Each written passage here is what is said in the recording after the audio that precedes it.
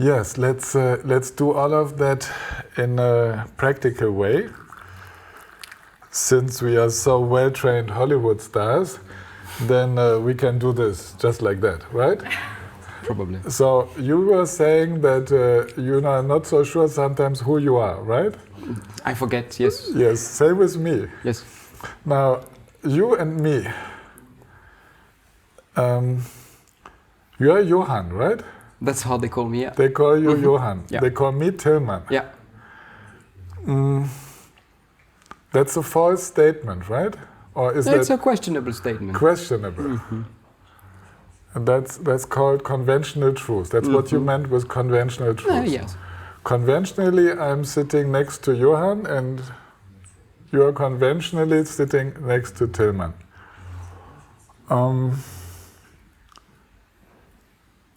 Now, I wonder which Tillmann you think you are sitting next to. Yes. Problem is that if I try to look at him, then he's already changing. Yes. The Tillmann I have in mind is very difficult to keep stable.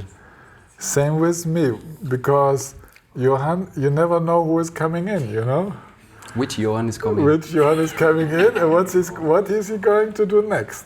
Exactly. So with my fixations, I try to put Johann into the image of how Johann is, but then he is different. And my problem is, if I'm not open to how new and fresh you are, I might even not notice that you are in a different mood, that you feel differently. Things are different about you this morning than yesterday, or even just an hour ago when I was in your room. Then you cannot meet me. You can only meet your idea of me. Yes, that's a problem. Does this happen to you as well? A lot. And then I tend to take these ideas of you as really much more important than just feeling you, because somehow I must be right. Kind of. Yes, and this is... Usually I am... Now, fortunately, we are not a couple, right? No. Now, yes, but imagine you have a couple. Let's take a traditional one, you know, man and woman. And he and she. He has an idea of her, of how she was. He does. How he experienced her years ago. And she has changed. She's changing all the time. And he does not want to notice that, because he's in love with the old one. And she is changing. And she says, darling, you don't see me. You don't see me anymore. Darling, you don't see me. Of course, I know who you are. I've changed. I mean, we've been together so long. What are you talking about? Leave me alone. Come on. Come on, be the one I love, you know? He's saying, be the one I love. He's stable. He's very stable. So you see the problem. Without him knowing it, the guy also changing. He just doesn't want to admit it. But she sees it. But he has an idea about himself where he doesn't change. But he's changing. She sees it. She relates to the new one. But he doesn't want that, because the new one, that's not me. You understand? So many tensions, so many emotions because of ideas about oneself, each side, about the other, both sides, and about the relationship, how it should be. Fixation after fixation after fixation in a changing world. Now, if we are practitioners, in the sense of people really looking at how everything changes all the time. So then I'm always very curious to see who you are when you come in next time. Yes, you have to meet me. You have to meet me anew every time. Yes, I have to be... This is tiring, but possible as it's a practitioner. Possible, and it's a joy. I tell you, after all, it's a joy. There's always something new and fresh in there. So we are discovering each other, And it's a journey. It's a wonderful journey together, and it's the freshness of the relationship to always discover each other new. And the same goes with every relationship. Relationship Yes. to people, relationship to ourselves, relationship within the mind, relationship to our thoughts, to whatever arises. If we meet a thought with the same attitude of preconceived ideas, of fixed ideas, with the same attitude as if we meet our wife or our friend, fixed ideas, then we will not be able to really feel it, to really meet it, and then there will be tension, there will be stress. Yes. Now, as he is talking, he is taking this talk in front of the running camera into a certain direction. Actually, this fresh, changing Johann is introducing change into the situation. And we all have to follow, right? I have to follow as the co-teacher. You have to follow as listeners. So he has taken an initiative, creating the situation. And now I'm doing it. Now I'm taking the initiative and continuing with a strong input in the situation. Now, what happens if we go into resistance? For example, I wouldn't like what you say. Oh, I say, no, don't go on that. No, not again that. You know? I would understand. I mean, it was bad. So that's how I smoothen things out. He tries to cop out, but he did it. And I know he did it on purpose. So this is what we call interpretations of the situation. Now, this would be an interpretation due to disliking. And it makes something with me, and I'm not completely fluid in that situation anymore. I get blocked in my disliking. Little bit irritation. Not yet angry, but could be. And so I'm not at the top of my capacities anymore to smoothly go along with the situation. I'm a little bit stuck because I don't agree.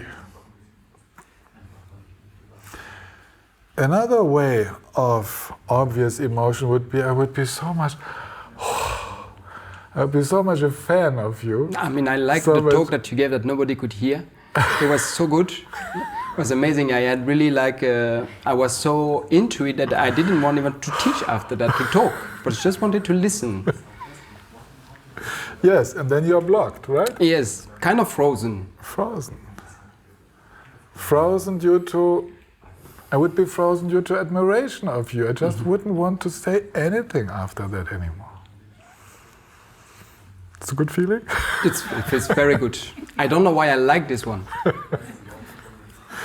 So, wherever we develop an emotional interpretation of a situation, evolving, changing situation, then definitely somehow we lose the capacity to play with the whole spectrum of our abilities. We are getting blocked, a little bit frozen, a little bit prejudiced, and this is because of our reactions to what's changing, to what's happening now. Liking, disliking, or blocking it out, not wanting to see it. In all three situations, we lose our capacity to interact with 100% of our skills. Blocking out, we don't even see the change, so we cannot interact with it in a meaningful way. Being fascinated, wanting to be part of it, and desire, we are in the grasping mode. We lose our open panoramic judgment, evaluation of the situation with the fluidity of a non-attached presence. And the same with the resistance, the anger, we don't want it, no, not this way. Then we're getting blocked also. We are not really in all these capacities of understanding and being able to give a good input in the situation. So how would be a good input? How does that look? How would you describe skillfully? This process Of skillfully dealing with that. Well, first of all, it has to be noticed. It has to. I think it's a big part of our so-called meditation practice to actually see this process of pushing away and pulling in, trying to get rid of and trying to completely integrate, swallow, keep. Yeah, this energy of aversion and desire. So, because we see the highlight of this very easily when we are very angry, a lot of aversion, or when we have strong desire. This is very easy to see, but actually these processes are taking place moment to moment, most of the time. And the practice of meditation is about first becoming very keenly aware of this process taking place constantly. Yeah? It's like a constant vibration of pushing and pulling. It's happening really in a very subtle way. It's like having a thorn in the foot, just a small one, but you feel it the whole day. You know, you don't need. Sometimes you forget, but somehow it's still working in the background of the mind. Yeah. So this energy of pushing and pulling, you can say, is our working basis. And to first of all, like really see how deep it goes, how deep-rooted that is, how much we are constantly in reaction patterns towards what is, because of wanting to keep it or wanting to change, to get rid of it. Yeah. So, and this is the first step to really refine our perception of likes and dislikes, and on that basis we can start to see a possibility of finding space within both. Yeah? Actually, usually, traditionally, we speak also about a third strategy, a third possibility, which is not just the like or dislike, clear like or clear dislike, but which is like indifference, which is an attitude of not wanting to know, not wanting to see or to feel. Also a classic, a very important strategy to stay safe, yes, to keep the illusion of safety. Now these three, aversion, desire and ignorance, yeah, these three strategies, they have first to be uncovered, and really uncovered, because we see only the tip of the iceberg most of the time. So the practice of meditation has to do with this unmasking, uncovering process. And on the basis of this, with more and more refined perception, it becomes possible then, within any of the three, without finding a kind of outside, an outer space which is beyond these three, but within any of these three, within the experience of craving, thirst, wanting more, within the experience of wanting to get rid of, within even indifference and not wanting to feel, it is possible to find this open spaciousness. The space of awareness can be found, because actually the very nature of this experience is the same, is awareness. That is why it is possible. So the practice is first to feel, and really feel, to refine the perception, and then slowly, based on the trust, which is a key factor in the background for all of us practitioners. Deep trust in the liberating power of awareness, deep trust in your teachers, the lineages, the beauty, the Buddha, the possibility of awakening, all of that. Carried by that, then actually it just happens by itself that you discover spaciousness within all of these experiences. It happens first in the form of momentary glimpses, yeah? It's very rare that one is suddenly free in the middle of all that in a kind of stable way. But very often there are gaps in these strategies. We start to contact the space again, to contact the unknown again. We rediscover each of these strategies in their freshness, so to speak, as if it was the first time you would experience desire. You start to see the warmth of it, you start to stay closer and closer, the warmth of it, the energy of it, and the craving factor, the feeling like somebody's having a desire is slowly, slowly dissolving, and then just the warmth is left. You are finding yourself in the middle of the warmth, whereas one moment before you were in craving, in desire, attachment. So this is the way. It's like in this particular tradition we are invited to get closer. This is the method, the main method.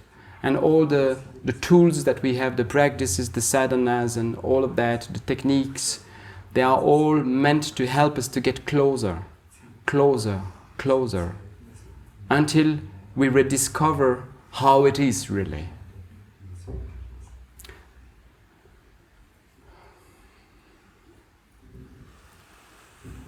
This, what you were just saying now, feels like an invitation to meditate like that, huh? To do it. Very much, yes. Mm-hmm. Would you like to guide us into a little meditation? Yes, let's do that. Practical? Mm-hmm. So please, my dear friends, take a very comfortable, very easy posture. Easy in the sense that you have to feel completely at ease, in the sense that you can forget about your posture. You can feel at home.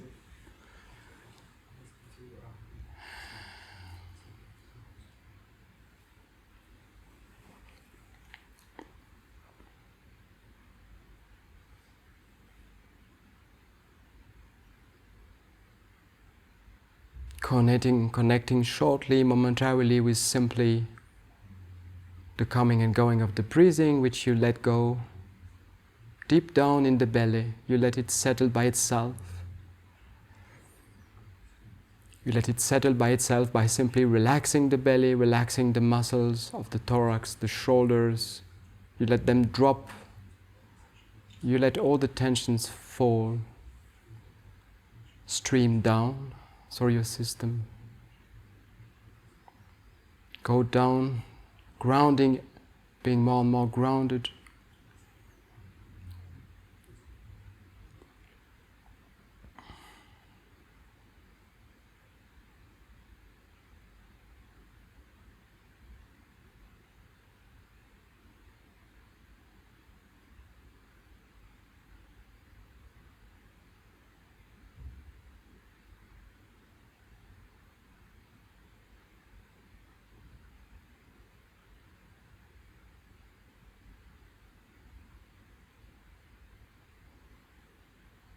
And then we just feel into the mind, how it actually is right now. This process of pushing and pulling, this process of not wanting to know,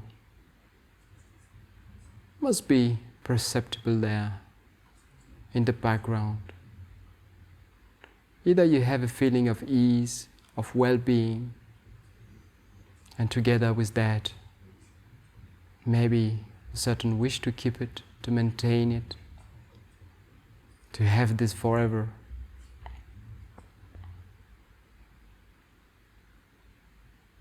Or you might have a feeling of slight discomfort, little pain somewhere, or a little worry in the background of the mind. Something that you would like to get rid of, to be without.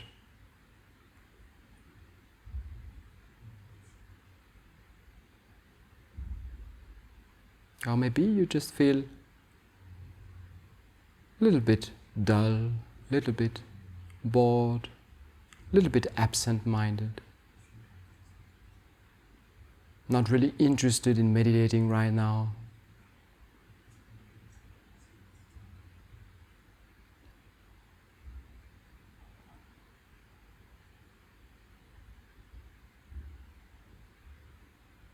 Whatever is the case, whatever actually is experienced right now. The first thing is to feel it.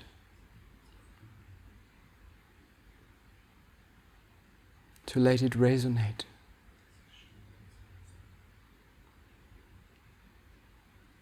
All the ideas that you might have that it should not be like this, that there is something wrong with it, that you are making a mistake, all of these ideas are irrelevant. Our practice is just to feel. Whatever is there is right practice, can be felt.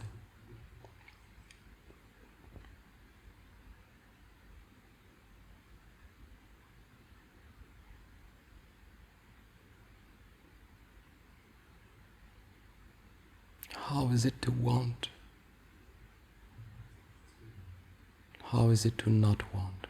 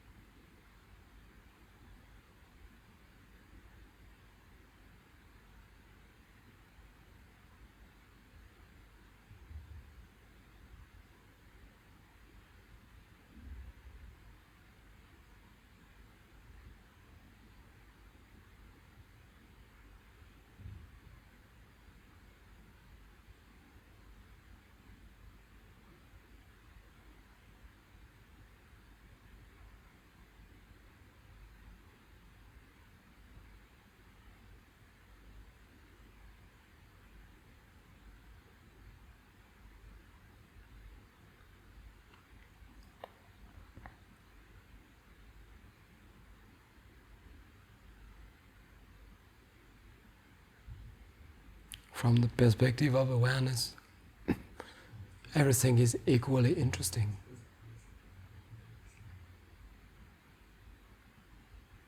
Everything is to be discovered, tasted fully.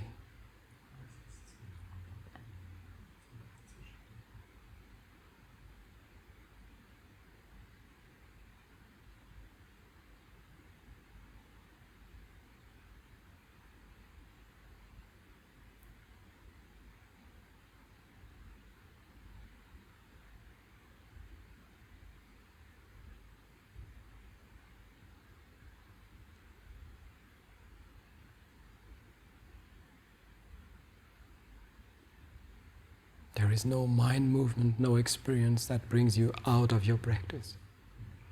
Because your practice is just to feel anything that arises just as it is.